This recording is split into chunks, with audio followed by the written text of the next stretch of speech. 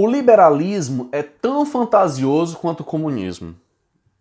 São duas fantasias, sabe? Esse pessoal que se diz liberal aqui no Brasil, esse pessoal do PSL, Partido Social Liberal, né, que se diz liberal, eles não sabem nem o que é isso.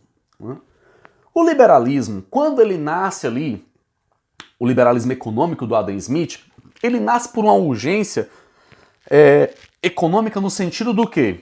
O homem, ele ali é o criador da sua própria riqueza, como diz Adam Smith na sua Riqueza das Nações. Né? Ou seja, aonde o ser humano vai, o seu trabalho, a sua força de trabalho, ela é fonte geradora de riqueza.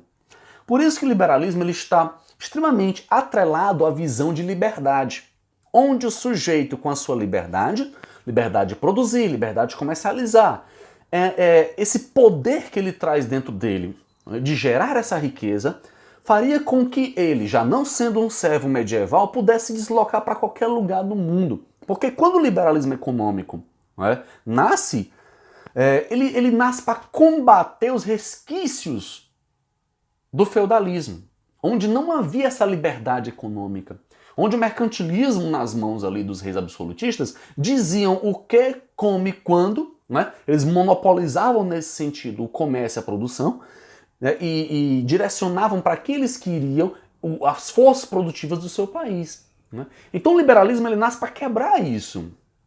Então no século XVIII, quando Adam Smith fala dessa quebra dos monopólios mercantilistas, quando ele defende ainda mais a quebra desses monopólios nacionais ainda nas mãos dos reis, então ele nasce com essa preocupação, né, de que por meio das forças naturais do mercado, as riquezas naturalmente seriam distribuídas. Hoje se sabe que isso não existe, isso não acontece. Né? O liberalismo puro, assim como o comunismo, eles nunca existiram. E por si mesmo eles nunca geraram absolutamente nada. Né? Sempre foi necessário a ingerência do Estado, né? O Estado participando na economia, né? Agindo na economia, fazendo com que houvesse uma melhor distribuição da riqueza. Né?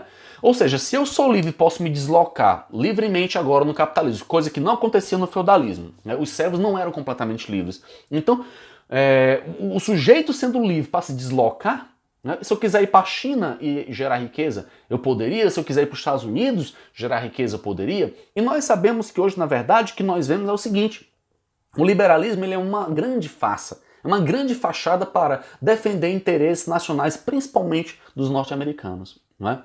Porque o liberalismo supõe o quê? O livre mercado, não só de mercadorias, mas também de pessoas. Mas os Estados Unidos querem construir um muro para que os mexicanos não possam ir. Então, na verdade, o liberalismo é uma grande balela. Não é? Agora, o que acontece? A gente percebe que nos países desenvolvidos, onde você tem um mínimo de igualdade social, um mínimo de equidade social e justiça social, nós temos a ação do Estado fazendo com que exista uma melhor distribuição da riqueza. Nós estamos num país que são os mais desiguais do mundo. Não há liberalismo econômico nenhum que solucione isso. Isso é uma grande fantasia. Não é? Os Estados Unidos têm uma grande parte da sua população também pobre. Né? E quando não há políticas sociais voltadas para solucionar ou amenizar esse tipo de disparidade, isso é ruim para o próprio sistema. Então, ou seja, que muitos desses ignorantes que não estudam, que não sabem, absolutamente, eles não conhecem isso não. Esse pessoal da direita aí, eu vi uma vez um vídeo do cara lá, do aquele canal do Arthur Duval, o Mamãe Chupei, ele explicando por que ele havia se tornado liberal.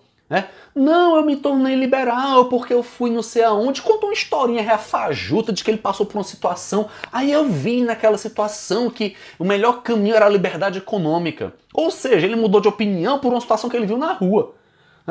Não foi por nada que ele estudou, não foi por formação que ele teve, nada.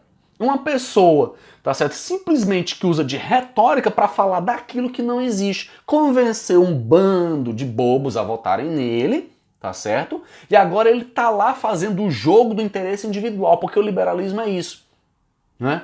Em muitos seus casos, o liberalismo é isso. com exceção ali do Stuart Mill ou outro liberal que pensa a coisa de uma forma mais social, em boa parte disso, principalmente voltado ali pro Mises e a teoria fajuta dele, certo? Boa parte do liberalismo é uma política do se vire você. Ou seja, né, se você tiver de morrer por não poder pagar hospital, que morra. Se você tiver de morrer de fome porque não tem como se alimentar, que morra. Ou seja, o Estado não tem obrigação nenhuma com você. Se o Estado não tem obrigação nenhuma, para que Estado? Então vamos acabar com o Estado. Né? O Estado serve só para manter os interesses de determinados grupos e indivíduos? Né? Então veja que isso é uma discussão muito profunda, certo? Que Arthur Duval não sabe, não conhece, certo? O Kim Katakokin não conhece nada, tá bom? Aquele outro lá que parece o Homem das Cavernas lá, esqueci até o nome dele, tá certo? Então, ou seja, é um pessoal que não entende nada, não lê nada, não estuda nada e fica dando opinião. Cara, opinião até o lixeiro tem, até o coveiro tem, né? Então, base e estudo para você poder embasar aquilo, aí que tá, né? Aí que tá, você realmente entender as coisas como elas são. E ficam pregando esse liberalismo que, na verdade, não passa de um discurso que os americanos construíram para os otários aqui do Brasil engolirem. Então, só os otários aqui do Brasil que engolem esse discurso de liberalismo. E até os americanos não praticam liberalismo. E os otários aqui engolem essa conversa fajuta, tá certo? Em benefício de interesses particulares dele e das empresas que eles representam. Porque nenhum desses que foram eleitos agora da direita representa o interesse do povo, não. Eles representam o interesse de grupos econômicos que financiaram a campanha deles, tá certo? E nenhum deles tem compromisso com geração de emprego, com desigualdade social, nenhum deles. E as pessoas vão enxergar isso aí à medida que o tempo passar e os problemas continuarem. E vão continuar culpando a esquerda por tudo, não é? Que o PT fez um péssimo governo na período da Dilma, isso aí todo mundo sabe. Agora, passar 4 anos culpando o governo por causa da incompetência de solucioná-los, aí é outra coisa, tá certo? Muito bem. Se inscreve no canal, grande abraço e até breve. Valeu, tchau.